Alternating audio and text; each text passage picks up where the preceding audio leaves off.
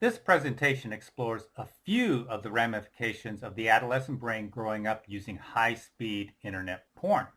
Let's start with the most dramatic phenomenon showing up in some of today's young porn users: porn-induced erectile dysfunction. A few years ago, guys on many diverse forums began complaining of chronic, unexplained erectile dysfunction. All were heavy porn users. Amazingly, the cause of their problems appeared to be internet porn. Why do I say this? Because they generally recovered after about 2 months of no porn fantasy, and little or no masturbation and orgasm. They call it rebooting. In February 2011, urology professor Carlo Foresta noticed the same phenomenon in Italy.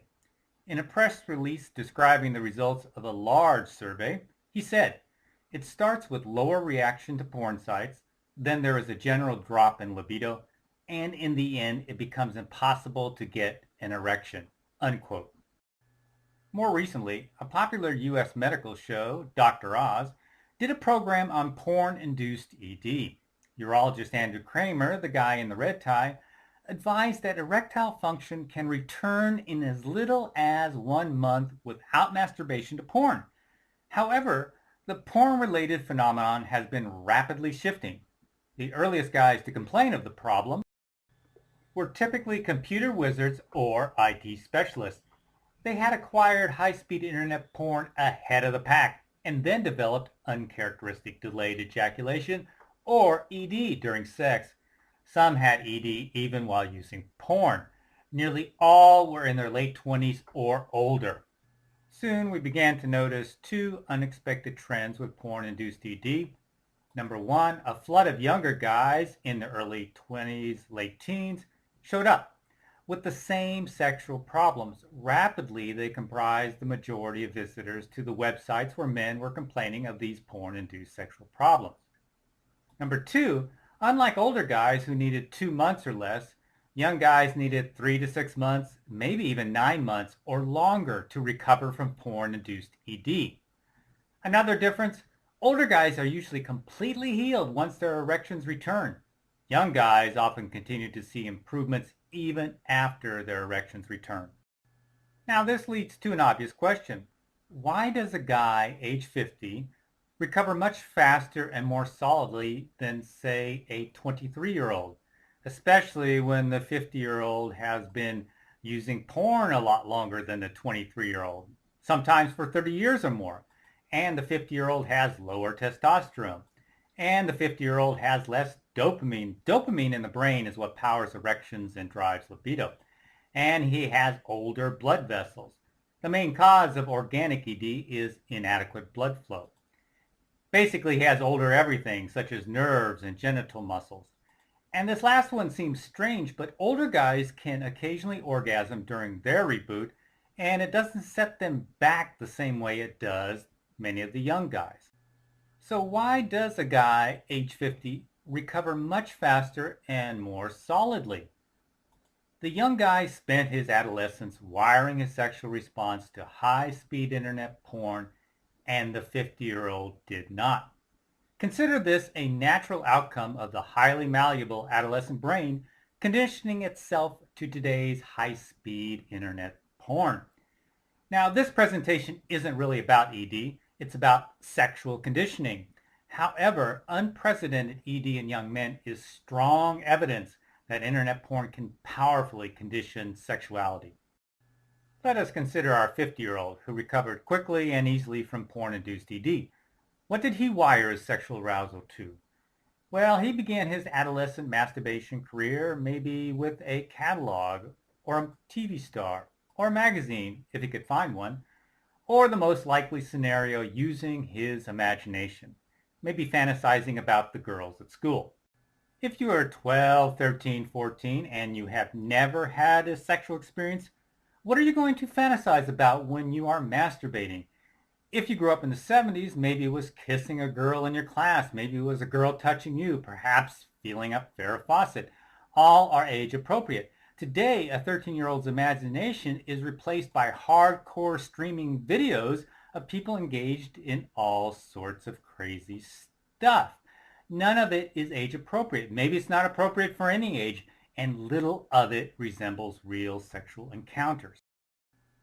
Instead of wiring his sexual arousal to real people, today's adolescent is often found in front of a screen, and he's wiring his brain's sexual circuits to being alone in his room, voyeurism rather than participation, continuously searching and seeking for the next thing and the next thing, multiple tabs, maybe 10, 20 tabs open, each with a 3-minute HD video, shock and surprise. We know how teen boys love to be grossed out. Multiple porn stars per session or per video, fetishes of every imaginable and unimaginable type. This is like trying to learn how to play football by shooting free throws on a basketball court. But it's more than just training for the wrong sport. Using porn is replacing these guys' ability to play the sport they really want to learn. The following quote highlights the key difference between our 23-year-old and 50-year-old. Sexual conditioning. I'm 25 now, but I've had high-speed internet access and started streaming porn videos since age 12. My sexual experience is very limited, and the few times I've had sex have been total disappointments, no erection. Been trying to quit for 5 months now and finally have. I realize that I've been conditioned to the point where my sexual urges are deeply linked to a computer screen. Women don't turn me on unless they are made 2D and behind my glass monitor, unquote. Now let's get back to what the 50-year-old and the 23-year-old had in common. As I said, dopamine is a major player in libido and in erections. In both the old and the young guy, porn-induced ED seems to be related to reduced dopamine signaling. That is, there's less dopamine released and fewer dopamine receptors.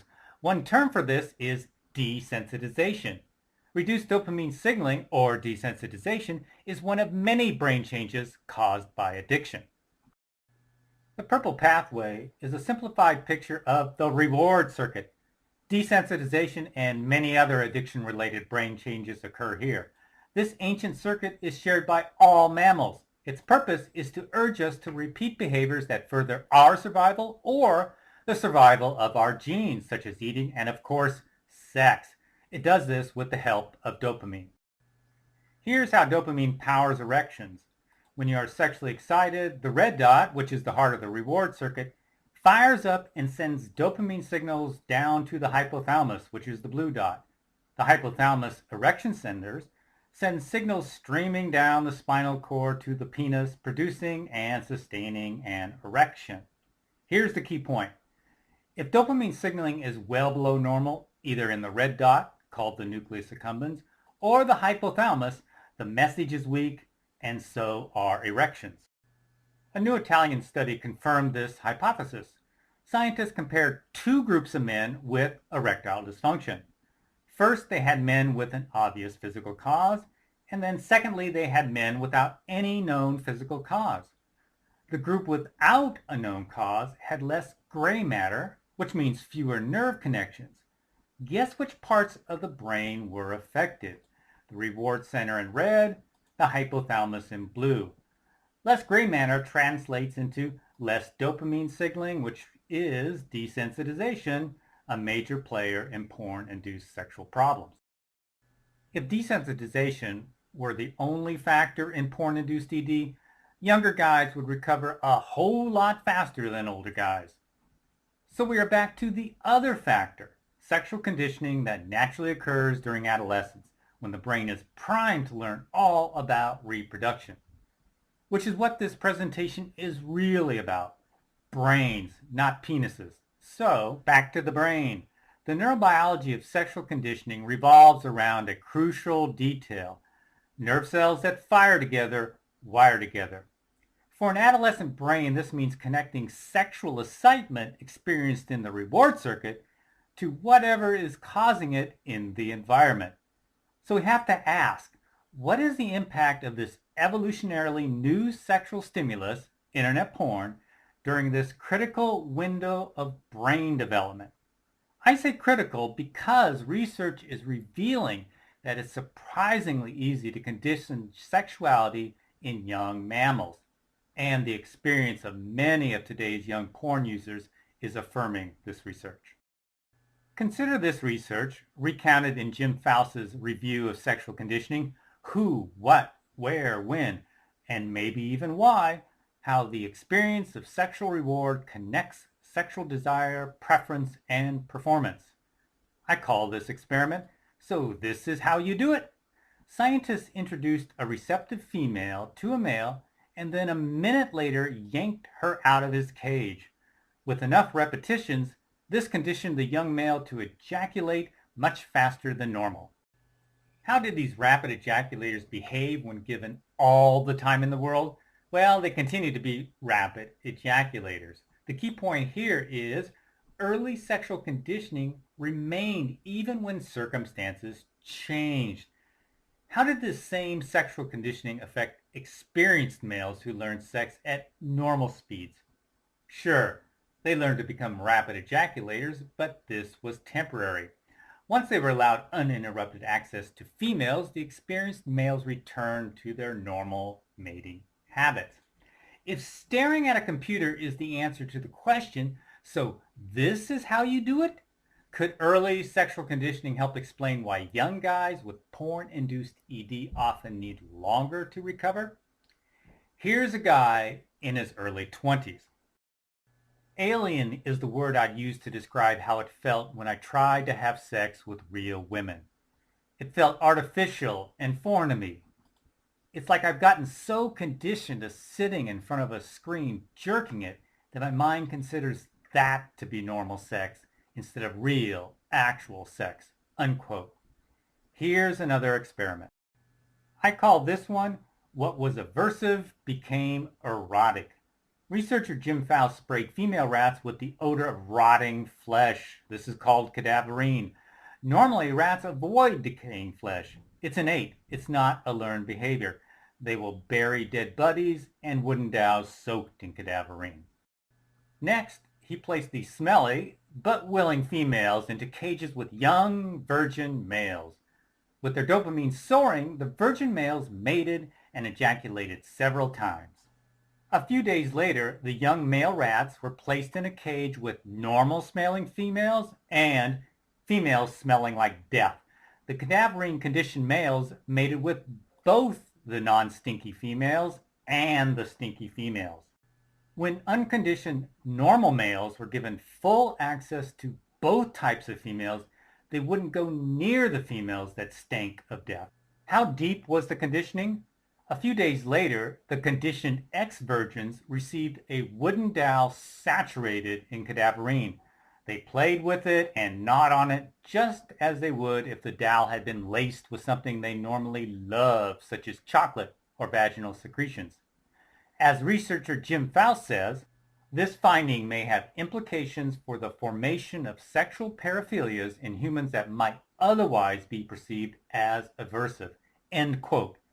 Faust is saying that early sexual experience has the power to wire in all kinds of fetishes, including stuff that would normally be repugnant. This could also explain why some porn users end up baffled or distressed by the porn they have escalated to in their search for more and more stimulation. These next two guys are describing their fetishes fading after eliminating porn. First guy, "I looked at weird porn when I was masturbating, porn that disgusted me after I watched it. The brain always goes to more extreme porn to get off. I don't think they were true fetishes because if those things had actually happened in front of me, I would have left the room. I won't go back to porn ever because after my last relapse, it took only 2 weeks to go from normal porn all the way back to the really weird porn." End quote. Second guy, "I've been into female wedgies, bondage, humiliation, and ENF since my sophomore year of high school. Ruined a few relationships because of it. Since quitting, there are weeks now where it doesn't even enter my mind." End quote. Really get that guys may not be sure of their true taste until after they quit porn. What is behind the acquisition of porn tastes? It appears to be sexual conditioning. What is the driving force behind sexual conditioning? All evidence points to dopamine. This experiment really shows us the power of dopamine in sexual conditioning, in that a virgin male can be conditioned to prefer a same-sex partner. Researchers injected a male rat with a drug that mimics dopamine, thus imitating the buzz of sexual excitement, and then placed him in a cage with another male. The two rats just hung out together for a day. That's the time it takes for the drug to leave the system. The researchers then repeated this process 2 more times, 4 days apart. A few days later, the reconditioned male was offered a choice. With no drug in his system, he entered a cage with access to both his male buddy and a sexually receptive female. Guess which rat turned him on the most? He showed much more response to the male, more erections, more genital investigation, and even female-like solicitations as opposed to normal male mounting behavior. The researchers said the rat was not gay because he didn't try to mount the other rat. You might find this surprising, but some porn users report escalating over time to porn that does not match their innate sexual orientation. Take these two guys, for example. First guy, I used to think I was bisexual with a foot fetish. Now it disgusts me. I'm straight and like girls, not feet. No offense to anyone who has any other preferences. Does anyone else feel like the part of their brain with all those fetishes and stuff is just going away? End quote. Second guy, I became addicted to internet porn in my late teens. Gay sex to me is very normal and natural, but I lost interest in it over time. I became interested in straight porn and found myself increasingly losing interest in the male anatomy and developing a fetish for female genitalia. I decided to stop watching porn, and after quite some time, I can happily say my fetish for women has gone.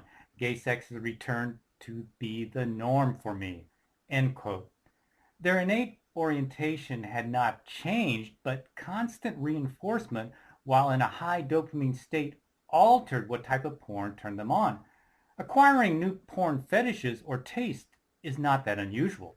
In 2012, approximately 1,500 guys responded to a lengthy survey on the popular Reddit.com site. As you can see, 56% of them reported that their porn taste had become increasingly extreme or deviant. 24% were bothered by this, 32% were not. Psychiatrist Norman Doidge explains what was going on. This is from his bestseller, The Brain That Changes Itself. The content of what patients found exciting changed as the websites introduced themes and scripts that altered their brains without their awareness. Because plasticity is competitive, the brain maps for new, exciting images increased at the expense of what had previously attracted them. Here's a good way to visualize Deutsch's comment. Adding internet porn into the mix creates competing sexual pathways. It's a type of natural selection. Sure, Jessica in algebra is cute, but if a 13-year-old is masturbating every day to gangbangs, cream pies, or double penetration, the Jessica pathways will have a difficult time keeping up. Here's why. He's not masturbating to thoughts of Jessica, but to porn. His brain is constantly reinforcing the stimuli he associates with masturbation and ejaculation. Remember, nerve cells that fire together wire together, whether it's cadaverine plus ejaculation or hardcore videos plus masturbation. This yellow arrow is more than just a cartoon. Those red lines are nerve pathways growing stronger and more efficient. In other words, nerve cells that fire together are wiring together.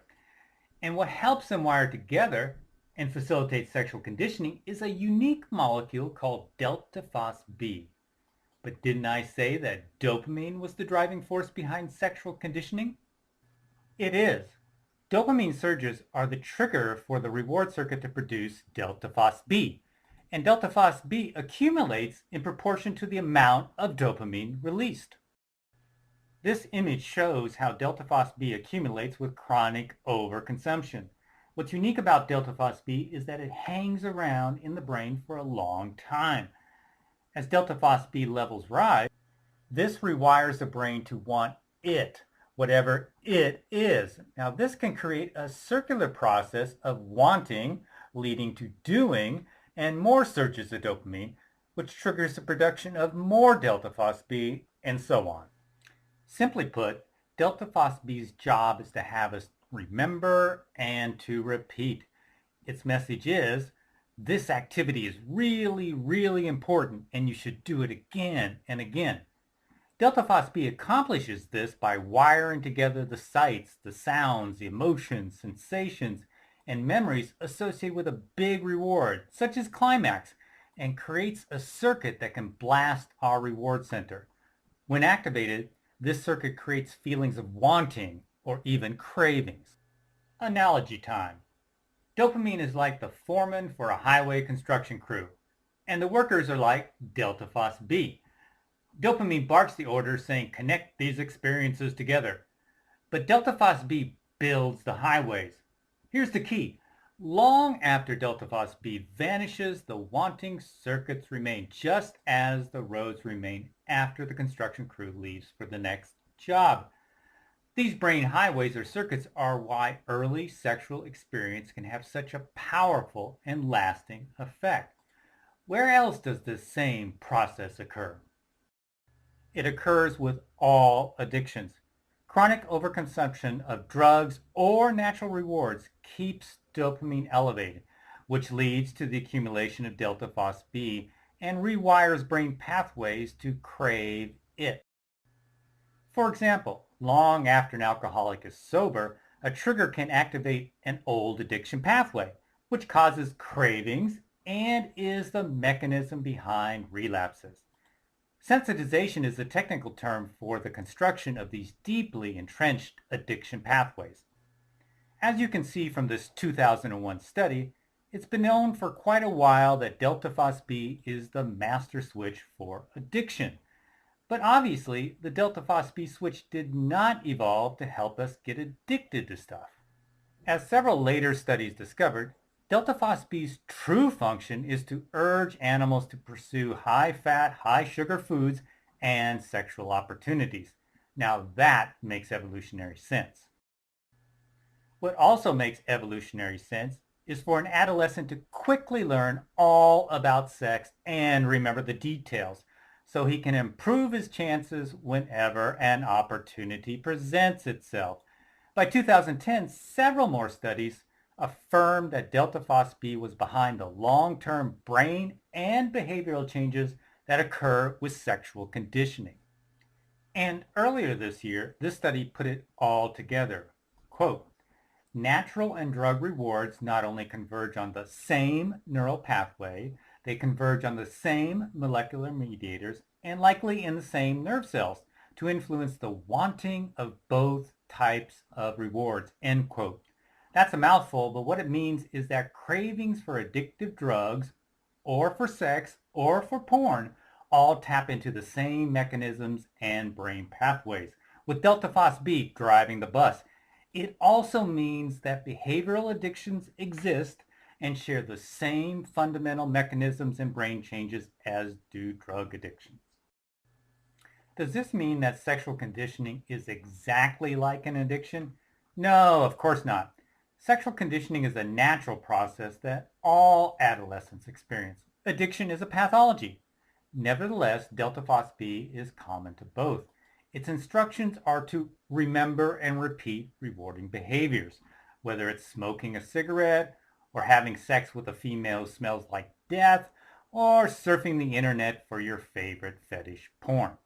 If a teen is watching a lot of internet porn, where does sexual conditioning leave off and porn addiction begin? There's no simple answer because both share common brain mechanisms. Older guys can often tell when they slip into an addiction because they know what normal was for them before internet porn arrived. If a 23-year-old has only known regular porn use since age 12, how does he figure out that he's crossing the line into compulsive use? Now that hardcore streaming videos are available to any age, humanity has entered a new paradigm. Obviously, internet porn is not sex, but it certainly activates our built-in dopamine response to sexual stimulation over and over. Beyond sexual stimulation, internet porn has unique properties that can keep dopamine surging, novelty, searching and seeking, material that shocks or surprises, all elevate dopamine independently of one another. As soon as dopamine starts to drop, you can click to the next image or video and jack it up again. You can't do that with a Playboy magazine or a DVD rental. Some users maintain this high arousal state, which means high dopamine, for hours, deliberately deferring ejaculation. Many use porn without masturbating. They watch on airplanes or at work or maybe in the libraries or on their smartphones at school, or maybe they start after dinner and surf porn until they fall asleep at 2 a.m. Not only has the content of porn evolved to be ever more extreme, so has the delivery system. Porn is now omnipresent, free and accessible to every age at any time, which brings us to the most technologically adept segment of the population. Adolescence. There's an elephant in the room here, which we haven't talked about yet. It's the adolescent brain. An adolescent brain is not an adult brain with less experience. It is anatomically, biochemically, and physiologically different from a child's or an adult's brain. Those differences fall into two main categories. The first is an imbalance of power between the thrill-seeking parts of the primitive brain and our more evolved rational brain. The second is an explosion of new brain connections, followed by rapid pruning and reorganization. Let's start with the first feature. During adolescence, a temporary imbalance develops. The sex, drugs, and rock and roll part of the brain is in overdrive. That's the reward circuit. While at the same time, the let's give this some thought part of the brain is still under construction. In fact, those frontal lobes won't reach full maturity until about age 25. Now, how does the adolescent reward circuit produce much stronger go-for-it signals? First, the teen brain squirts out far more dopamine than does an adult brain. Second, the brain's sensitivity to dopamine and other exciting neurochemicals is significantly higher. It peaks around age 15. This combination of more dopamine and more dopamine receptors sends novelty seeking skyrocketing. In fact, one study found that teen brains respond to anything perceived as exciting with 2 to 4 times the reward circuitry activation of adults. Not only are teen brains pumping out more dopamine and other reward neurochemicals, they produce higher levels of delta phos-B. As we saw already, delta phos-B is at the heart of sexual conditioning.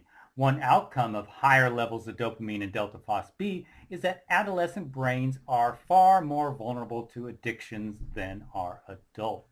Teens also have weaker stop signals. Unfortunately, the sex hormones that initiate teen sensitivity to thrills do nothing to speed up the development of the frontal lobe.